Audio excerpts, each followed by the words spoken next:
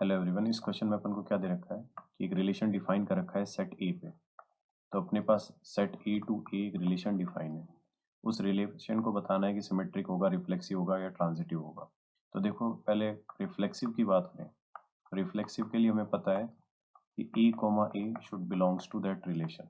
जहाँ पे ए किसको बिलोंग करेगा, सेट ए। इसका मतलब क्या होना चाहिए, 1,1 होना चाहिए, 2,2 होना चाहिए, 3,3 होना चाहिए, 4,4 होना चाहिए। ये तो एलिमेंट्स होने ही होने चाहिए। ये तो प्रेजेंट है नहीं इस सेट के। अगर एलिमेंट्स को देखें तो इसका मतलब ये रिफ्लेक्सिव नहीं होगा। उसके बाद आते हैं सिमेट्रिक।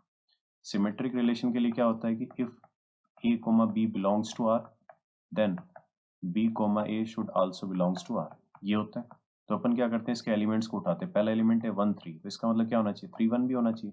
तो वो तो है अपने पास। इसके बाद अगर देखें 4 2 है तो क्या होना चाहिए, 2 4 भी होना चाहिए। ये भी है। इसके बाद देखें अगर 2 3 है तो इसके लिए यहाँ पे 3 2 नहीं है, 3 2 अवेलेबल नहीं है। तो इसका मतलब ये सिमेट्रिक भी नहीं होगा। इसके बाद क्या है, ट्रांजिटिव।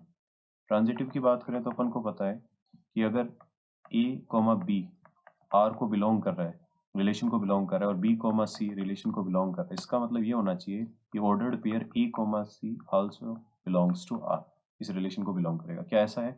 उसके लिए अपन पेयर्स देखते हैं। देखो 1,3 को अगर पिक किया और 3,1 को पिक किया तो इनके अकॉर्डिंग 1,1 भी प्रेजेंट होना चाहिए।